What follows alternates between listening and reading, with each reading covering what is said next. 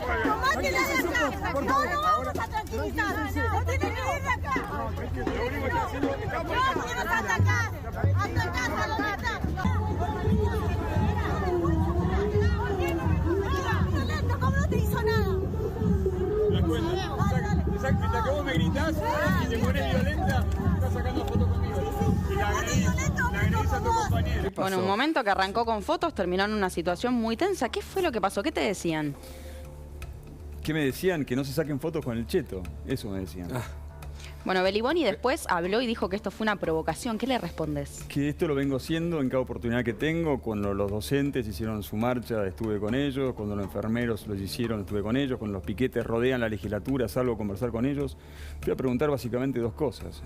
Primero, si le importaba quién administraba, si era una organización social o el municipio. Y después si iban porque querían o porque lo necesitaban. ¿Y qué te respondieron? No quieren ir. No quieren ir, no se sienten representados ni por los intendentes, ni por los planes, las organizaciones. Las organizaciones sociales. Entre ellos, ¿no? Había como algunos que, incluso el pedido de foto de un caso, pero había una mujer que te decía que te vayas, había algún tipo... No, la gente que necesita los planes, sí, cariñosa, amable, no tienen nada de hostilidad. Correcto. Los piqueteros, de verdad, los que manipulan los planes, los que lucran con los planes, se pusieron violentos porque obviamente les incomodaba. Vos fíjate una cosa, no solamente soy legislador, soy pyme. O sea, si ellos de verdad estaban pidiendo por educación y trabajo, no había persona más adecuada que estuviera ahí que fuera yo.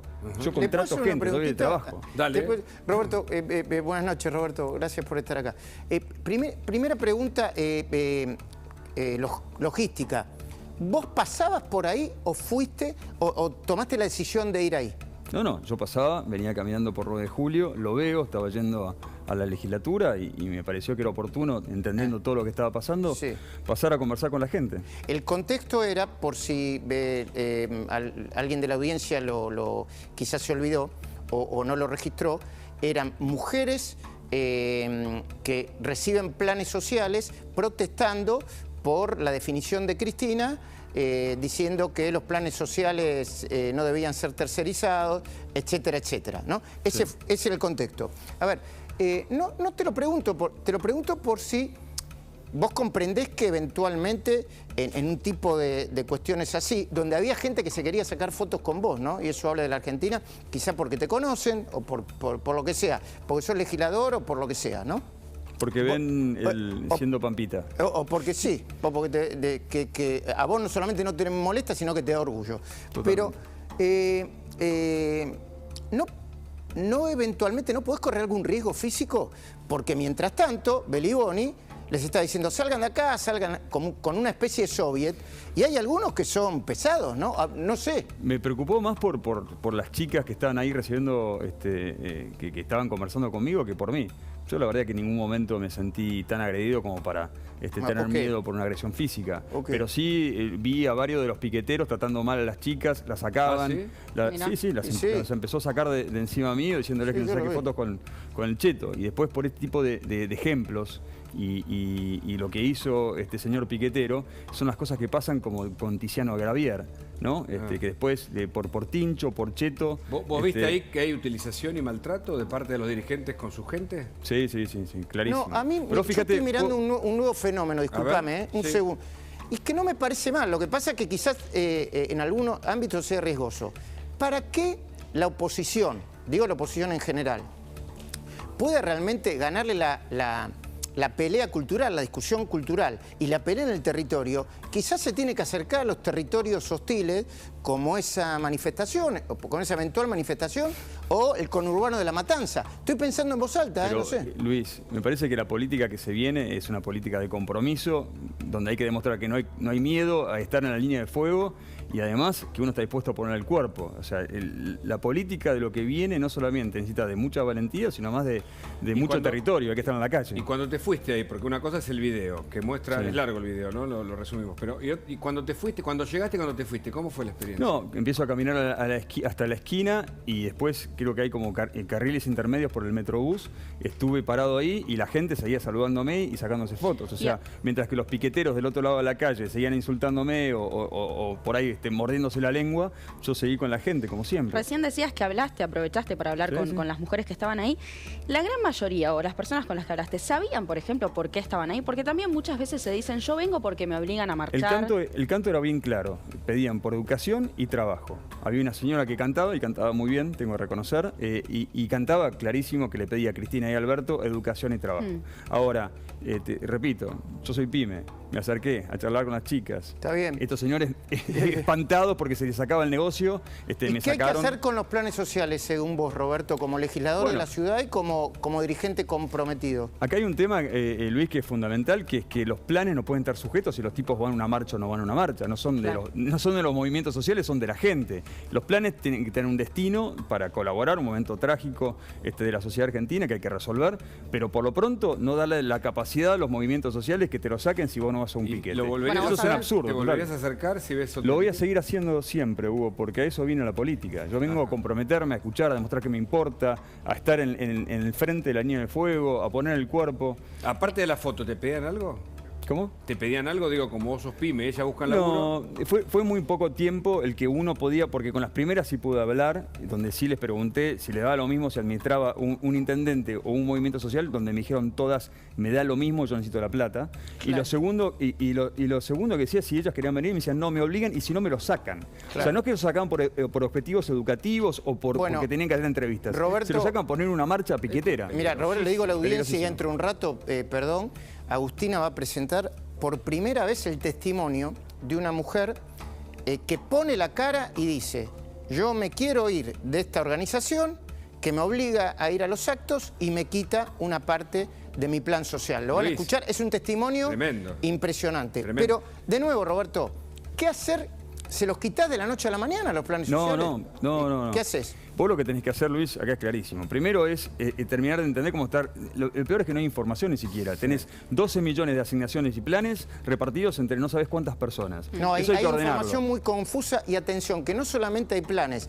Luis Gasulla en La Cornisa va a mostrar cómo entre la ayuda social hay, no sé, repartija discrecional a clubes, obispados, ayudas sociales que aparecen y que no están tan explicadas. Pero perdón, Roberto, que te interrumpí. No, que tenés razón, Luis. Hay que reordenar un poco todo eso, porque también el curro va por ahí. No sabemos bien a quién le están llegando estos beneficios. Vos decís entonces, perdóname. Sí, por favor. No. Me quedé con la idea de que estén obligando, literalmente, es decir, y que no puedas salir. ¿Vos decís que hay personas que no pueden salir si quisieran salir de esa organización, por ejemplo?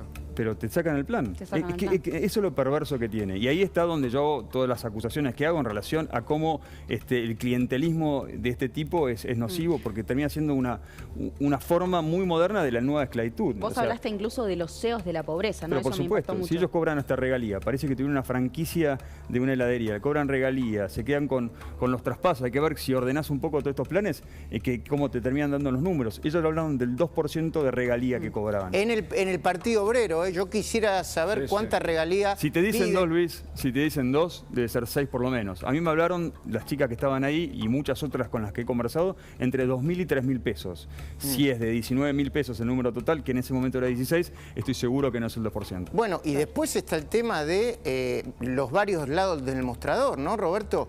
Emilio Pérsico, funcionario y manejando planes, el Chino Navarro, funcionario y manejando planes, Grabois, que no es funcionario, pero que tiene a mucha de su gente, bueno, en el nivel número 2 de desarrollo social, a Laura Alonso y a varios diputados, de nuevo de los dos lados del mostrador, ¿no? Algo confuso, agregado a la confusión que le agregó Cristina diciendo, terminemos con la tercerización de los planes, ¿no? Roberto, perdón. Perdón. Me movieron justo. Mira, me vuelvo a acomodar. Acá estoy. Perdón. En ese movimiento, Luis, no te llegué a escuchar. Te pido mil disculpas. Te decía, perdón, quizá no. Mucho ruido alrededor de las idas y vueltas de gente de los dos lados del mostrador. Emilio Pérsico, por un lado, que también es funcionario, Grabois, el Chino Navarro, y Cristina metiendo más ruido todavía, diciendo, che, los planes no pueden ser tercerizados, pero los quiere para los gobernadores y para los intendentes y para la cámpora. Porque tenés dos cosas, Luis, principalmente. Primero, la caja. Y segundo, lo más importante y lo que más necesitan hoy, los votos cautivos. Claro. Ok. Escúchame, ¿podés contestar más largo? Porque te corrieron de ahí. No te quiero. Mirá, son 12 millones entre asignaciones y planes repartidos en todo el país, la mayoría debe ser de la provincia de Buenos Aires. Imagínate si ahí no tenés un caudal de votos importantes que necesitan ellos desesperadamente para las próximas elecciones. ¿Qué propones como idea? Recién Luis te preguntaba. No, pero por ahí, porque hay una idea de dárselos a los intendentes o a los gobernadores y sacárselos. Los intendentes, por supuesto, es una mejora a lo que ya se viene haciendo, porque por lo menos dividís, no tenés una persona que tiene el total, sino vas dividiéndolo mucho más todavía, y tengo la idea de que algún intendente tendrá la buena intención de querer reinsertarlos en el mercado laboral y educativo. Porque es una forma ahora, la realidad extorsiva, ¿no? La del plan, me parece. Ya vimos que tenés que hacer determinadas cosas pero no cosas de trabajo, sino cosas militantes para pertenecer o para recibirlo. Hay una extorsión ahí, me parece, encubierta. No, pero totalmente, ya lo decíamos recién, los movimientos sociales hacen un gran negocio de todo esto. Claro. Ahora, la administración de estos planes tiene que ser directa entre el Estado y quien lo recibe, no tiene que haber intermediarios. Hoy hay tecnología de sobra que lo resuelve y tiene que estar sujeto. El Estado se lo da. ¿Y qué tiene que dar el que recibe ese plan social a cambio? Sujeto a dos o tres condiciones. La primera es, no se lo puede sacar nadie. O sea, es un vínculo entre el Estado y la persona que no dependa de ninguna otra cosa que no sean dos objetivos. Uno vinculado a la educación de su propia persona y de su familia y de sus hijos, sus descendientes. Y el segundo, que vaya a una determinada cantidad de entrevistas laborales o que muestre por lo menos un poco de ¿Qué límite entusiasmo. le ponías vos de tiempo, perdón? ¿Le ponías un límite de tiempo a ese plan social? No, me parece que el objetivo está por sobre todo en tratar de que esa cultura no llegue a sus hijos y sus descendientes. Claro. Bueno, perdón, no digo que va a ser un poco tarde, pero vos entendés, Roberto, ya llegó Gerardo Milman también, él lo entiende porque hace tiempo que está acá. O sea, ya son varias generaciones que viven de los planes sociales y que se les genera, yo lo escuchaba al intendente de Lanús, Grindetti, con ustedes hace un ratito más. Es como que se genera una especie de cultura en donde sienta que tienen derechos, incluso heredados. Yo necesito un plan social porque detrás de una necesidad hay un derecho y yo lo quiero para mí, ¿no? Te sumo, Luis, y también para decirle a Roberto, que lo que nos encontramos muchas veces es no solamente esto de que le piden plata, sino que tampoco les piden ir a trabajar. Y digo, ahí hay algo... Les piden obediencia. Les piden obediencia. Militancia, y no se genera tampoco empleo le genuino. piden no sacarse una foto con el cheto, ¿no? Por ejemplo. Pero además, me parece que el problema de fondo es lo que vos decías, Luis. ¿Qué haces con esto que construiste a lo largo de 2 décadas o más y de repente lo tenés que barrer? Tenés que generar condiciones propicias de laburo o otra mentalidad, porque es un problema cultural, ¿no, Moritán? Sí, pero la principal batalla cultural está en quebrar o por lo menos una mirada. El que saca provecho del plan no es quien lo recibe, son diferentes, son actores diferentes con lógica diferentes. Quien saca provecho del plan es violento, es hostil, es una persona muy compleja. Quien lo recibe es una persona que lo necesita y está con muchas ganas de progresar en la vida. Son dos mundos diferentes. Permitime que está con nosotros Gerardo Milman y vimos un tuit que fue muy contundente y de una alerta preocupante en el contexto del avión sospechoso, y es la detención de un iraní en Entre Ríos, pero él lo tuiteó ayer, si no me equivoco, Gerardo Milman. A ver si lo vemos. Ahí está. Fue detenido en Concepción del Uruguay intentando comprar pasajes a Concordia con documentación falsa para luego ir a Uruguay. Apenas habla inglés, aparentemente con un DNI de un correntino y registro de Buenos Aires. Manifestó ser iraní. ¿Será instructor de vuelo? Con cierto sarcasmo pone Milman. Buenas noches. ¿Cómo le va, Gerardo? ¿Qué tal, Hugo? Buenas noches. Bueno, ¿Qué más se sabe de esto, Gerardo? Bueno, se le encontró a esta persona detenida en Concepción del Uruguay, que está a cargo del juez federal de la jurisdicción y la fiscal. Primero había pasado a la justicia ordinaria, se declaró incompetente, está en la justicia federal. Le van a tomar indagatoria en el día de mañana, pero ya se le capturó el celular del teléfono móvil, se extrajo toda la información que hay, todos los textos que hay son en idioma farjí, que es el idioma que se usa en Irán. Y este personaje había sido detenido antes, indicando otro nombre, también con otra documentación, en La Rioja. Ahí dijo que era palestino, ahora dice que es iraní. De hecho, si uno analiza, los palestinos no hablan farjí, hablan árabe. Así que me parece que ahora estamos más cerca de saber quién es. Se le tomaron el iris, que es un mecanismo que también usa el FBI para dar identificación si tiene antecedentes terroristas. Y la verdad es que...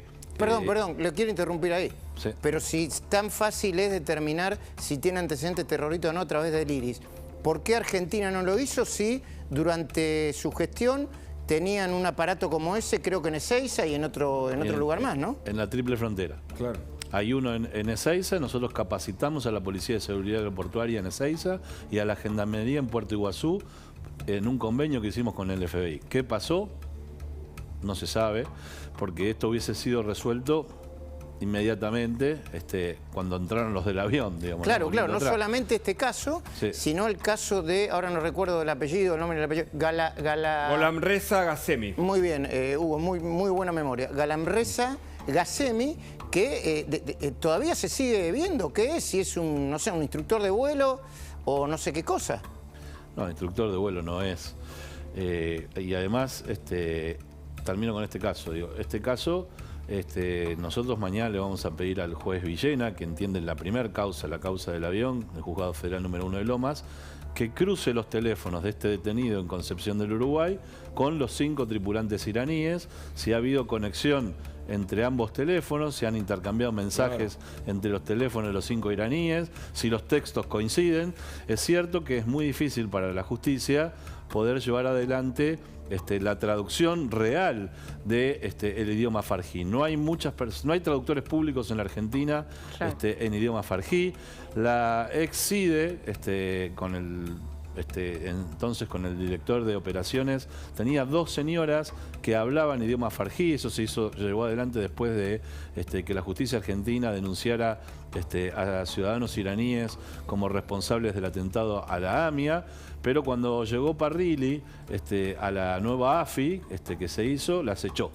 Así que no hay confiables traductores, así que se tiene que pedir a Estados Unidos o a Israel. Perdón, Milman, a ver de nuevo, porque yo, perdón, Roberto, que estamos escuchando esto, ¿no? Uno, viste, ya naturaliza todo.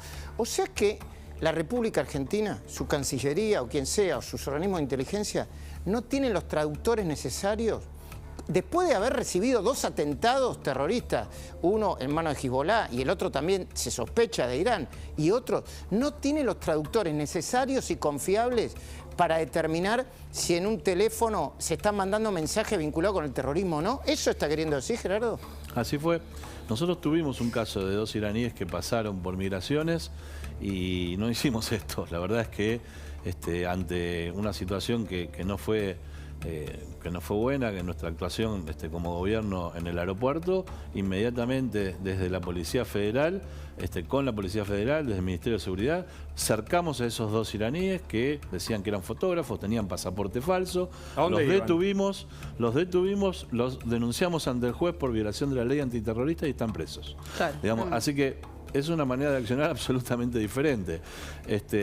Y me parece que esta persona, algunos dicen que era un loco, digamos, ¿cómo salió de La Rioja? Digo, claro. Se lo detuvo en La Rioja. Digamos, ¿cómo? Él dice que es una persona de calle, sin embargo tiene la barba recortada, un iraní con una cruz.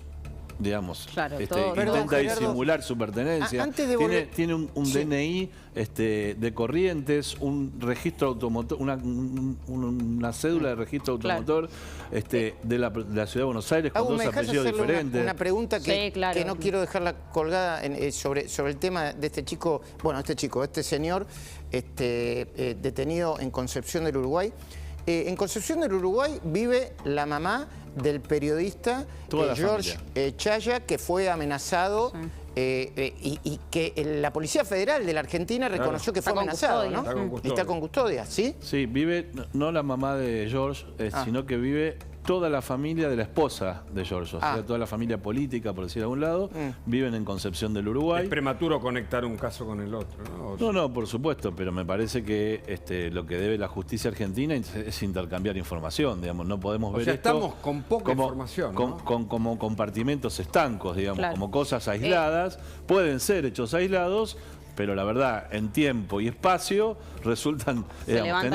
tenemos identificado por el Ministerio de Seguridad un colega de ustedes amenazado con una alerta de amenaza por homicidio por parte de Hezbollah, con custodia de la Policía Federal, con intervención de la Justicia Federal de Comodoro Pi. Tenemos un avión con 5 iraníes que todavía no se puede explicar, y otro iraní en Concepción del Uruguay, donde vive la familia política de este señor. Claro, todo esto el periodista, digo, la verdad, el que crea en las casualidades, que crea. Gerardo, todo esto se da en un contexto del gobierno, digo, hablábamos recién de los planes sociales, hablamos ahora del avión, todo esto se da en un contexto muy especial del gobierno. Para hablar de esto, tenemos con Jorge Liotti, que hoy escribió una nota muy interesante que antes de saludarlo vamos a compartirla. Miren, la tenemos aquí en pantalla.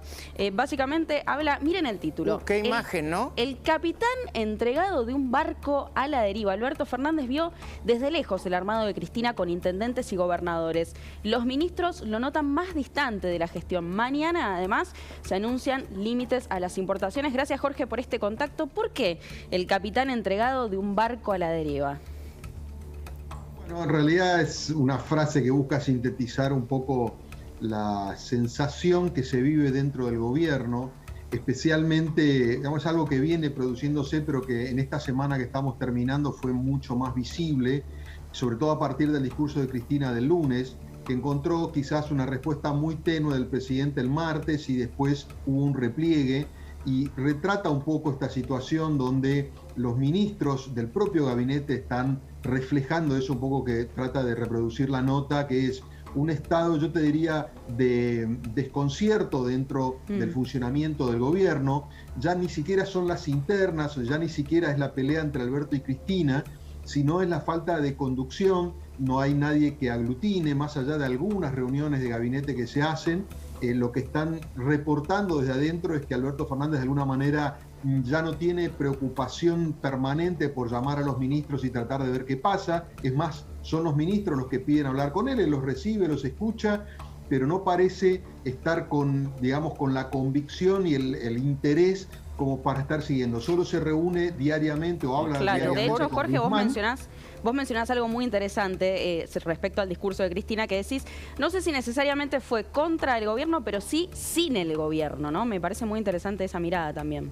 Bueno, ocurrieron dos cosas, ¿no? Por un lado, la reunión de los gobernadores el viernes, que es una reunión que se venía programando ya desde hace algunas semanas. El gobierno en ocasiones anteriores logró desactivarla y esta vez ya ni siquiera hizo gestiones. Se juntaron en el Chaco representantes de 15 provincias y allí se armó una liga que, como vos marcás, Agustina, no es en contra, pero sí es en paralelo al gobierno. El gobierno está ausente de esa conformación. Son mayoritariamente peronistas que le reclaman al gobierno algunas cuestiones muy urgentes vinculadas con gasoil, inflación y el tema de los planes sociales. ¿Y la otra movida comanda? Jorge, de acá, fin de gobierno. Perdón, Hugo, un segundo. Esa fue la movida de los gobernadores del viernes. Y la otra, que es la que ustedes venían hablando de los planes sociales, este tema del traspaso de parte de los movimientos a los intendentes y los gobernadores, habilitado por el ministro de Desarrollo Social, Juan Zabaleta. También Alberto Fernández es, digamos, un perjudicado porque le complica la relación con el movimiento Evita, que es la capacidad territorial que él tiene. Y ahí también apareció como alejado y se terminó, digamos, plasmando en los hechos. Entonces, en ambos episodios se ve un movimiento político en el cual el presidente aparece ausente, y lo mismo pasa a nivel de gestión diaria del gobierno, ¿no? Perdón, Hugo. No, discúlpame vos que te interrumpí, pensé que habías terminado.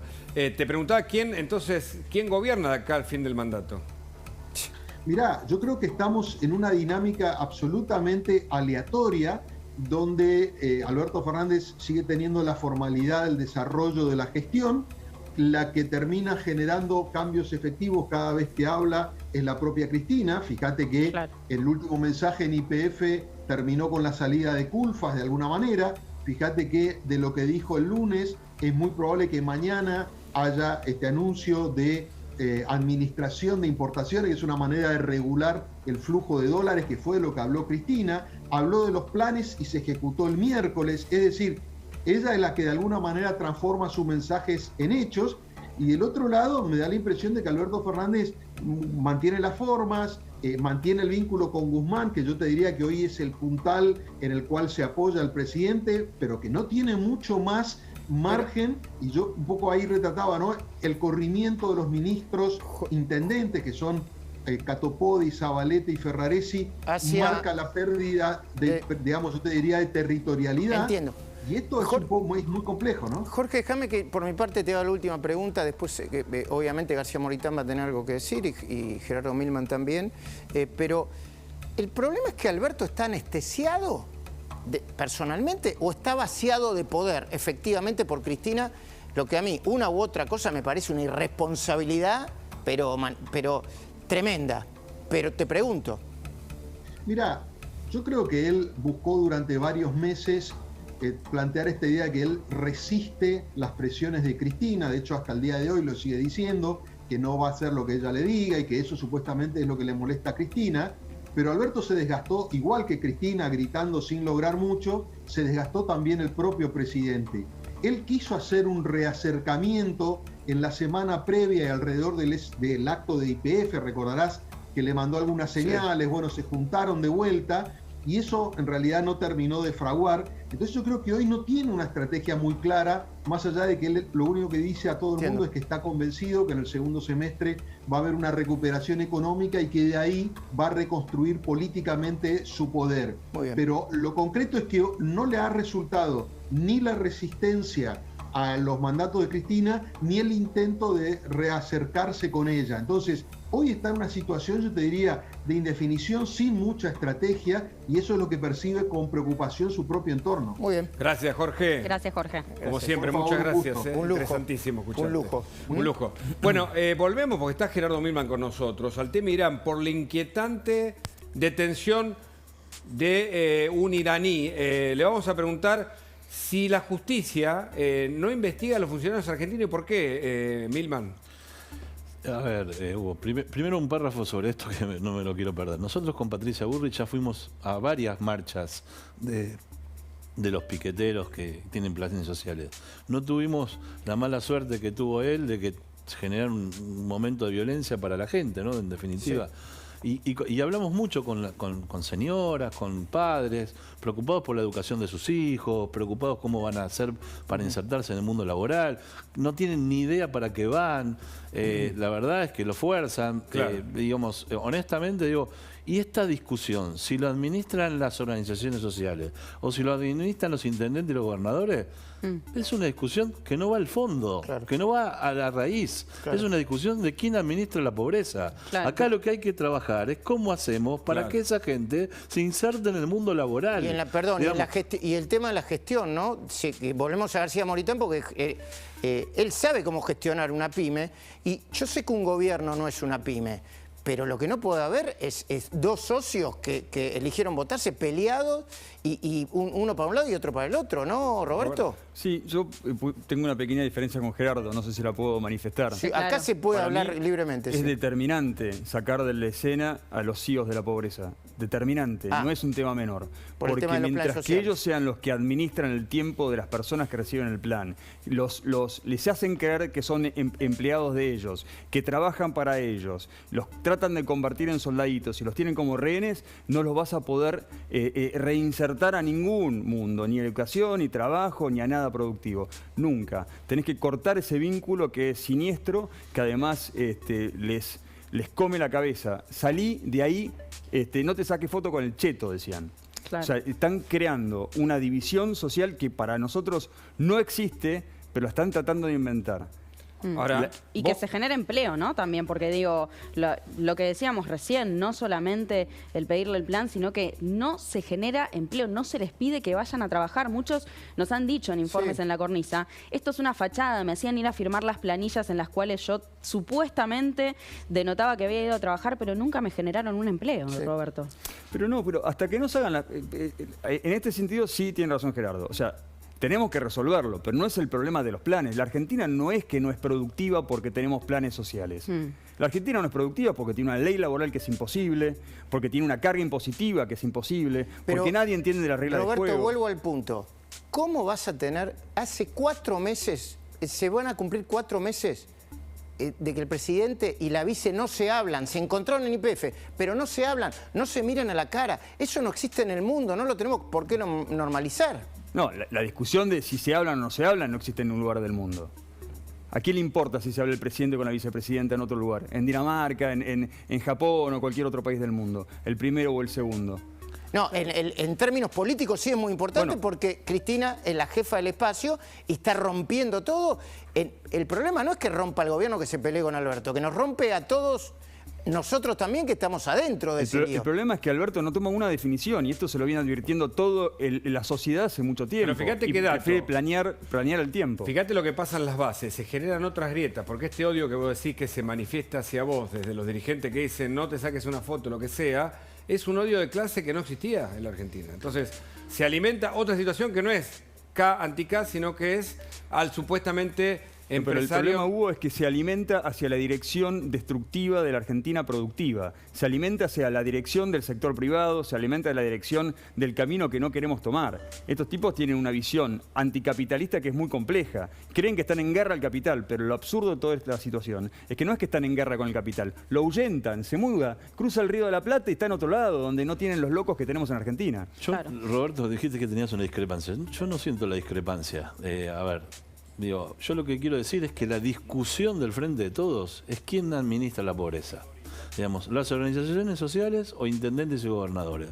Por supuesto que los planes que queden, porque algo va a quedar, porque tantos años sin poder trabajar, sin estudiar, sin levantarse a las 8 de la mañana, digamos, la conducta, la cultura del trabajo está derrotada en esos. Entonces va a haber un núcleo sobre el cual el Estado va a tener que invertir en educación, en formación.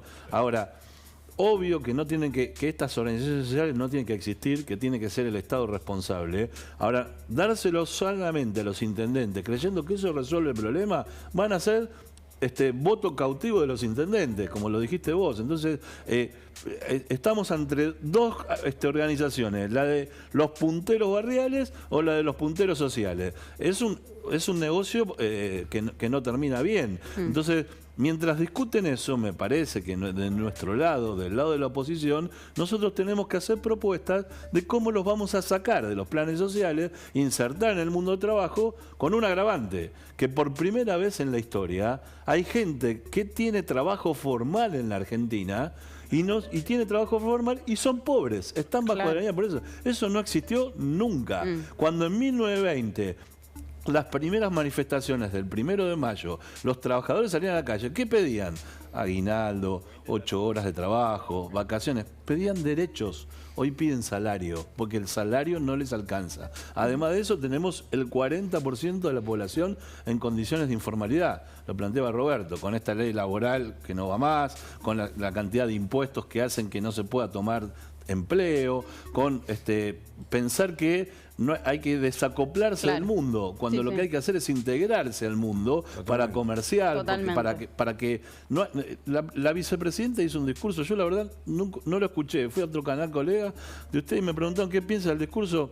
La verdad que no estoy todo el día viendo televisión. No, pero lo que pasa, Gerardo, que las barbaridades que dijo en materia económica, perdón, Gerardo y Roberto y Agustina y Hugo, las barbaridades que dijo en materia económica, ahora lo vamos a hablar con Milei, que ya llegó para el comienzo de la cornisa, son el hashtag de Twitter, y sin haber puesto un hashtag, decía naturalmente burra, porque fue una burrada detrás de la otra. Es economía, de primer año de economía. A ver, Luis, ella hablaba en contra de las importaciones. Digamos, eso, no entender cómo funciona el mundo hoy, digamos. Si no hay importaciones, no hay producción local, digamos, está todo integrado. Digamos, buscar un auto, buscar una prenda de vestir, lo que quieras, digamos, un envase, todo está integrado en la Argentina. No existe más la sustitución de importaciones como hace 70 años, digamos, como mecanismo, digamos. Entonces, digamos, ella misma sacaba la información desde un iPhone. Claro. Digamos, ¿de dónde lo sacó? Es importación, no se fabrica en la Argentina. Clarísimo. Entonces, digo, me parece